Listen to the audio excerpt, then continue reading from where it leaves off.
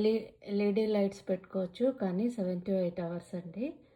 రాత్రి దాకా ఉంచినా పర్లేదు, రాత్రంతా కూడా రెస్ట్ ఉండాలి కాబట్టి ప్లాంట్స్కి ఆఫ్ చేసేయాలి. సెకండ్ ట్రిప్ ఫర్ ప్లాంటింగ్ అండి. ఇప్పుడు సీడ్స్ అనేవి నానబెట్టేసి ఉంచాను కదా నేను, వాటిని మళ్ళీ నాప్కిన్స్లో వేసి ఉంచేసుకోవాలి. ఇలాగా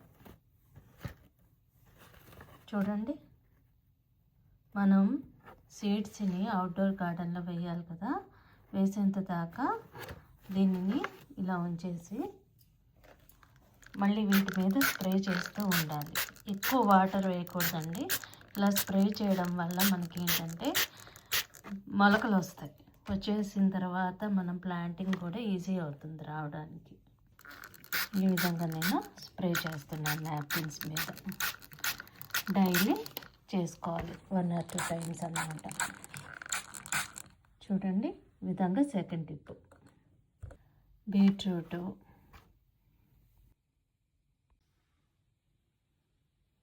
చూడండి ఈ విధంగా అయితే అరేంజ్ చేశాను.